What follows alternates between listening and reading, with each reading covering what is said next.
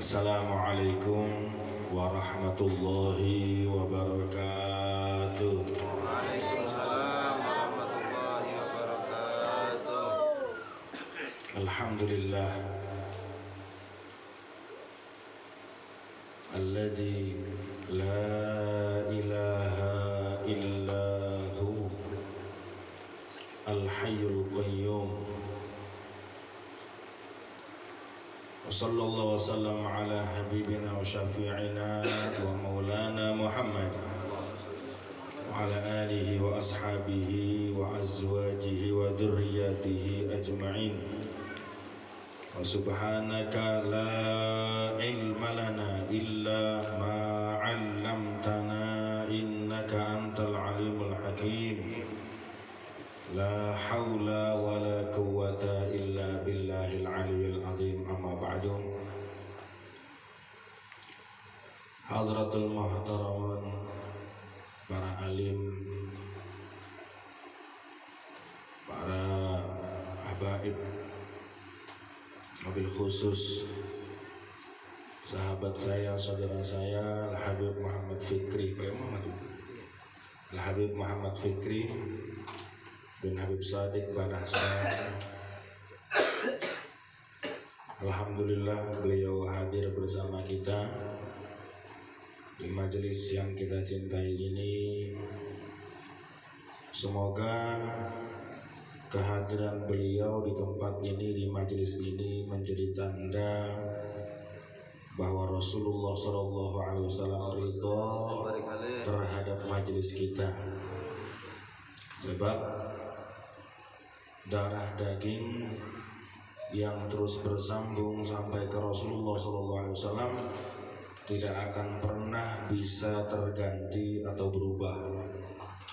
Yang namanya darah daging akan tetap disebut dengan darah daging, bahkan tidak disebut sekalipun tetap aslinya adalah darah daging.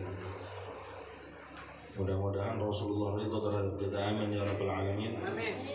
Kemudian yang kita hormati para tokoh agama, Ustadz Hasan atau Ustadz Herli ya. Kalau di sini Ustadz Herli namanya, ya kan? Ya. Insya Allah beliau ini sahibul bait, sekalipun mungkin yang kita lihat selama ini beliau ini kayak humoris, lucu, terlihat nakal atau cengengesan, padahal ini orang, kata orang Banjar itu ilmunya sabak. Tahu gak sabak? Ya, kalau botol itu hipak sudah sabak.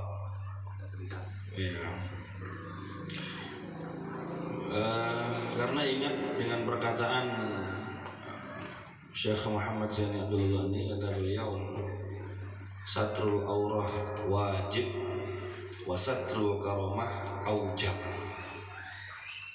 Kata guru sekumpul seperti itu. Husnudzon saya mungkin beliau ini nutupin kelebihan beliau, terlihat lucu, terlihat humoris, kayak cengengesan, kayak nakal gitu kan. Lah coba sampean pikir, orang mondok sampai 11 tahun lebih itu kalau ndak sabak apa namanya? Rapat. Banyak sekali ilmunya, Masya Allah. Cuman beliau diam-diam aja. Dia mungkin menutupi karomah beliau belum. Alhamdulillah, kita bersyukur di desa Rantau Atas ini ada banyak ustadznya. Ada ustadz siapa lagi? Ada guru Akhyar, ada guru Ramzan Fauzi, tinggal di sini kan? Oh, Masya Allah. Jadi begini Bapak Ibu, salah satu bentuk kasih sayangnya Allah kepada hambanya itu, salah satu bentuk kasih sayangnya Allah kepada hambanya adalah dengan mengadakan di dekat tempat tinggal atau di lingkungan tempat tinggal hamba-hambanya itu orang-orang alim. Itu salah satu wujud kasih sayang Allah kepada hamba. Buktinya apa? Allah Subhanahu wa taala mengutus Nabi Muhammad untuk umat sebagai apa? Wujud rahmatnya Allah kepada umat ini.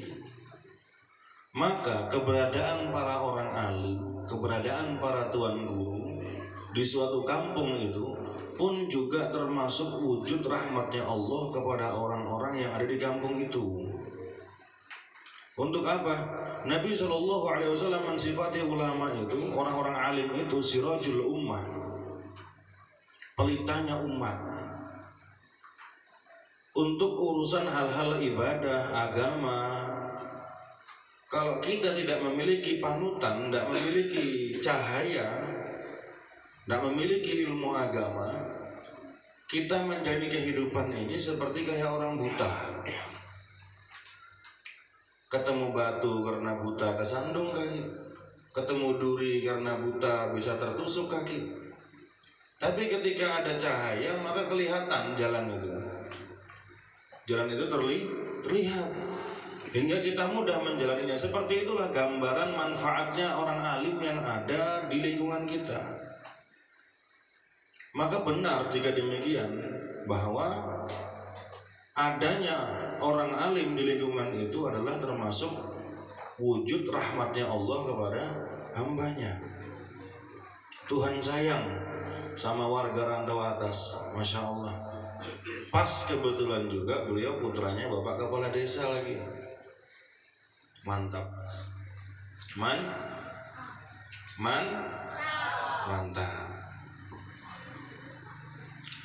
Ya kesyukuran ya. Kesyukuran untuk seorang ayah seperti Bapak Kepala Desa dan para ayah-ayah yang lainnya yang putra-putrinya itu berada di pesantren, kemudian dia menimba ilmu, membawa pulang ilmu ke rumahnya. Jadi gini loh Pak, ini kan kita majelis ilmu juga soalnya, karena menuntut ilmu itu memang bukan hanya di pesantren saja, cuman memang lebih kentalnya di pesantren.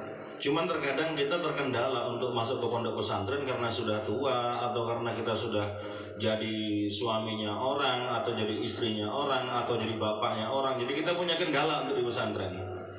Maka majelis taklim adalah solusi untuk kita menuntut ilmu. Ketahuilah, ilmu itu sifat Tuhan.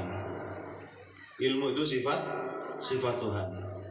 Kudrat, iradat, ilmu, hayat. Ilmu adalah sifat Tuhan.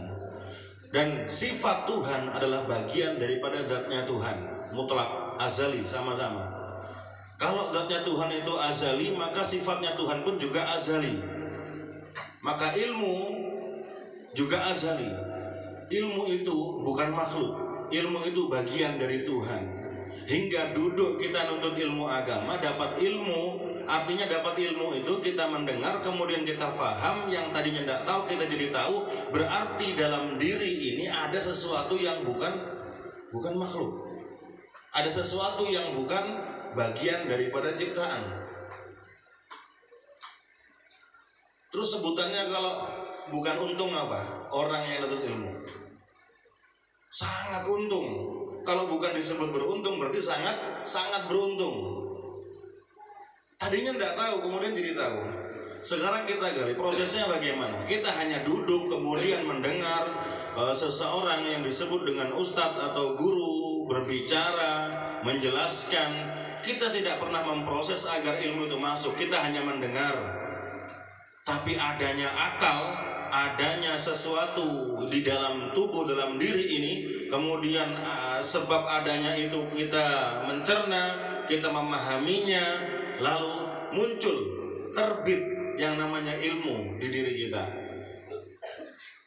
Maka tidak ada alasan untuk kita untuk tidak hadir majelis ilmu. Tidak ada alasan sebetulnya. Karena memang seharusnya seseorang itu menuntut ilmu. Seharusnya. Dan menuntut ilmu itu ada yang dihukumin wajib, ada yang dihukumin sunnah. Nah, yang termasuk dihukumin wajib itu nuntut ilmu agama. Untuk apa nuntut ilmu agama? Untuk sebagai bekal kita menjalani hidup. Karena hidup ini bukan untuk berbuat semau kita, tapi ada aturan kehidupan. Agar kita mengetahui aturan kehidupan itu, maka kita menuntut ilmu seperti itu. Alhamdulillah, di kediaman Bapak Kepala Desa yang kita cintai ini, kita membaca qasidah burdah, yang mana qasidah burdah ini suatu amaliyahnya orang dulu yang sangat bermanfaat baik untuk zahir maupun batin. Jadi mengenai qasidah burdah yang sampean baca tadi, sebetulnya aslinya bacanya itu setiap satu bait syair itu maulaya sol, seperti itu aslinya. Misalkan satu bait, ya Rabbi waj'al raja'i ghaira munakisin ladaika waj'al hisabi ghaira munharimi maulaya salli wa sallim daiman abada ala habibika khairil khalqi kullihim wa tub bi abdika fid daraini inna lahu sabran mata tadhul ahwalu yanhasimi maulaya, seperti itu. Aslinya seperti itu amaliyahnya. Cuman seiring berjalannya waktu dibikin asik lah, bahasa enaknya itu kita buat nyaman ya. Dan semakin tahun semakin kesini itu terdapat banyak tambahan ya, dari aslinya, dari naskah aslinya terdapat banyak tambahan, termasuk di bait akhir qasidah burdah itu hanya sampai maron nahat adabatil baniri husaba wa atrabal isahatil isi bin nagami, tok sampai situ aja. Qasidah burdah aslinya sampai situ. Sisanya itu tambahan dari para ulama. Di antaranya Imam Al-Bajuri termasuk ada menambahkan. Mana tambahan dari Imam Bajuri?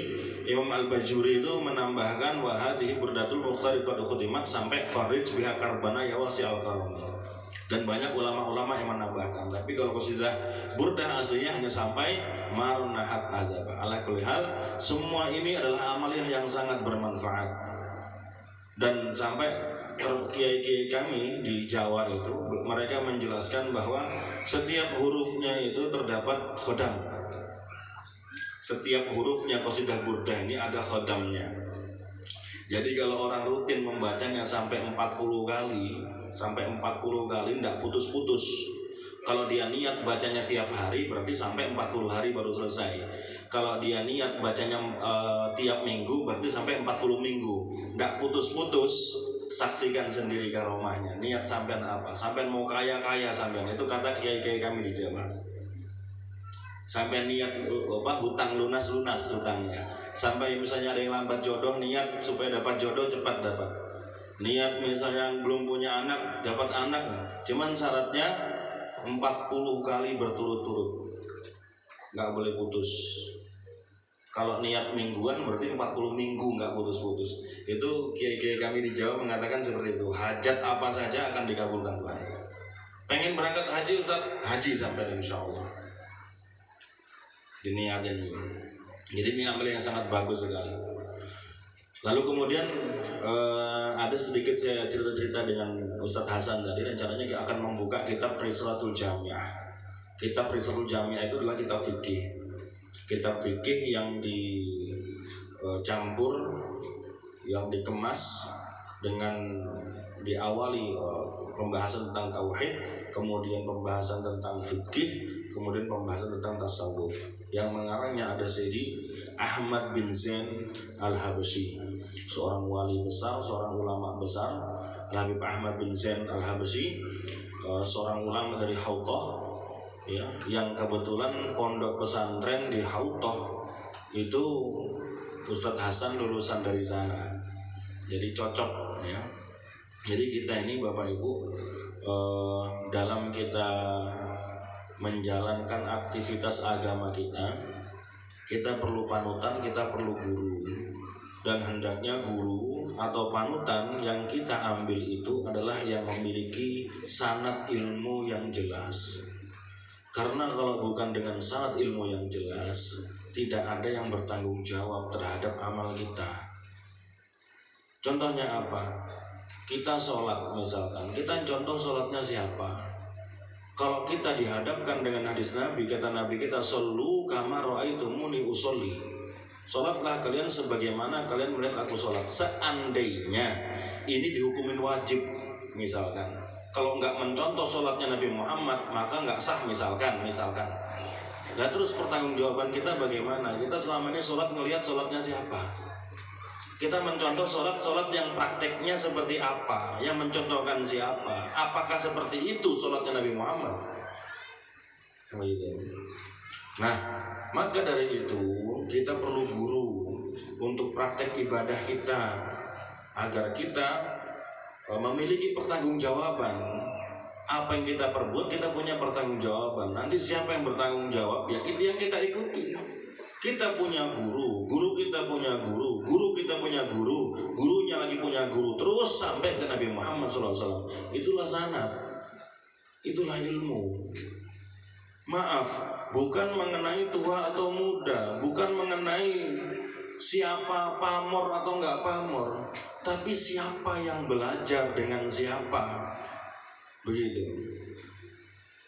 Untuk itu sekali lagi kita sangat bersyukur di majelis ini, di Desa Rantau Atas ini kita memiliki banyak guru-guru yang kita yakin mereka membawa kita sampai kepada Allah Subhanahu wa taala. Terakhir, Nabi SAW pernah bersabda, kata Nabi, "Idza marartum fi riyadil jannah farta'u." Ini hadis yang diriwayatkan oleh Sayyidina Abdullah bin Umar. Ya. Nabi kita mengatakan, apabila kalian melihat taman surga, apabila kalian melewati taman surga, farta'u bil makna wajlisu wasma'u, ya, duduklah kalian, kemudian dengarkan kalian. Begitu. Apa itu taman surga? Mariyatul jannah fil ardi ya Rasulullah, fid dunya. Apa itu taman surga di dunia ini ya Rasulullah? Rasul menjawab, hilqul dzikr, majelis dzikir. Dalam riwayat lain, hilqul ilm, majelis ilmu. Kemudian kita juga pernah mendengar dalam Sunan At-Tirmidzi kalau tidak salah, itu disebutkan sebuah hadis Nabi kita bersabda, atau dalam Sahih Bukhari juga ada. Kalau di Sunan Tirmidzi sanadnya enggak sampai derajat sahih, tapi kalau dalam Sahih Bukhari itu ke Imam Syaikhan, kemudian ke Abu Hurairah, ini derajatnya sahih. Apa kata Nabi kita? Ma baina baiti wa mimbari raudhah min riyadil jannah. Antara rumahku dan mimbarku adalah taman surga.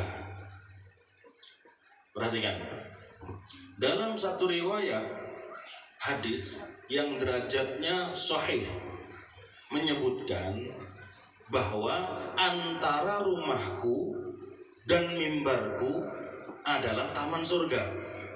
Kemudian dalam hadis lain yang derajatnya hasan disebutkan, apabila kalian melewati taman surga, riyadul jannah juga ini, raudhah min riyadil jannah juga kalimatnya, kalian mampirlah. Ada dua sebutan atau kalimat raudhah min riyadil jannah atau riyadil jannah, dengan dua-duanya punya derajat hadis, yang satu sahih, yang satu hasan.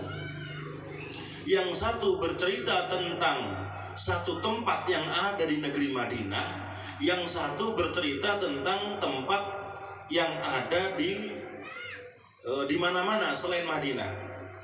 Perhatikan, di dalam suatu ibadah, baik itu ibadah haji maupun ibadah umroh, kita akan diperkenankan untuk masuk ke raudhah, itu sebutannya. Sampai kalau lihat itu orang yang berangkat haji atau berangkat umroh, yang dia ke Madinah, ke Masjid Nabawi, itu ada satu titik yang ukurannya saya kira mungkin tidak sampai 20 meter itu, mungkin 12 meter kali 8 kalau tidak salah ya, sekitar 12 meter jaraknya, kemudian 8 meter, kurang lebih seperti itu kalau tidak salah. Itu orang rebutan mau ada di situ. Orang mau berada di situ baik untuk sholat, baik untuk zikir, baik untuk macam-macam amalia kebaikan, orang berebut. Sampai-sampai pemerintah Arab Saudi itu membuat suatu aturan, kalau sudah masuk ke situ 8 bulan lagi nggak boleh masuk situ. Peraturannya seperti itu sekarang. Ya, atau 6 bulan, 8 bulan kalau tidak salah. 8 bulan ke depan baru boleh diatur untuk masuk ke yang disebut dengan raudhah, yang disebut dalam hadis itu dengan derajat sahih. Kemudian kita juga menemui yang namanya raudhah min riyadil jannah di bumi selain di Madinah. Cuman ini nggak perlu rebutan, nggak perlu sampean berangkat haji, nggak perlu sampean berangkat umroh, nggak perlu daftar di pemerintah Arab Saudi. Dan kebetulan di rantau atas ada. Sama, derajatnya sama-sama bagus. Satunya hasan, satunya sahih. Sama-sama raudhah min riyadil jannah. Yang satunya orang banyak rebutan, bahkan berangkat ke sana perlu biaya 30 atau 40 juta. Yang satunya nggak perlu biaya, bahkan datang dikasih makan. Sama ini. Ayo hadirin, kita semangati diri kita. Hadir majelis ilmu, hadir majelis ta'lim, bukan mengenai gurunya siapa, bukan mengenai kitab yang dibaca apa, bukan mengenai saya ngapain di tempat itu, bukan mengenai yang undang siapa, bukan mengenai faham atau tidak apa yang diucapkan. Tapi keberadaan sampean di tempat yang seperti itu, semisal yang disebutkan majelis ta'lim, sampean datang, duduk, diam, tidur, pulang, bawa nasi bungkus, sampean sudah dapat fadilah yang didapatkan oleh siapapun yang hadir, sekalipun sampean niatnya nggak betul-betul, yang satu niatnya sangat betul-betul. Hanya satu yang nggak didapat oleh orang yang nggak betul-betul apa? Ilmu palingan, nggak paham. Sisanya semua dapat. Yang disebutkan dalam hadits qudsi, sebutan dari Allah Subhanahu wa taala, ini qad ghafartu lahum, dapat kita. Yang datang betul-betul dapat, yang enggak betul-betul pun juga dapat. Kemudian nasi bungkus semua dapat juga. Kemudian fadilah keberadaan di raudhah atau taman surga sebagaimana hadis Nabi juga sama. Pahala berada di raudhah yang ada di dunia ini, baik raudhah yang di majelis taklim maupun raudhah yang ada di Masjid Nabawi, sama pahalanya didapatkan oleh mereka yang berada di majelis taklim itu, baik niatnya sungguh-sungguh ataupun tidak. Untung. Jadi nggak perlu kita nggak paham, habis itu kita bagaimana, sudah hadir aja sampean, hadir aja, duduk aja.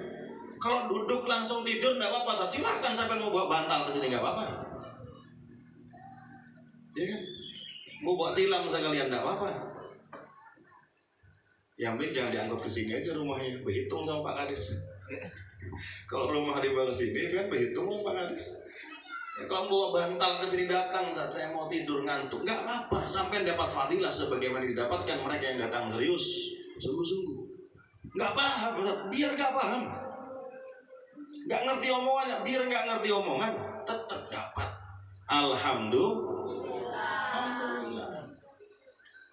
Mudah-mudahan ini menjadi penyemangat buat kita. Amin.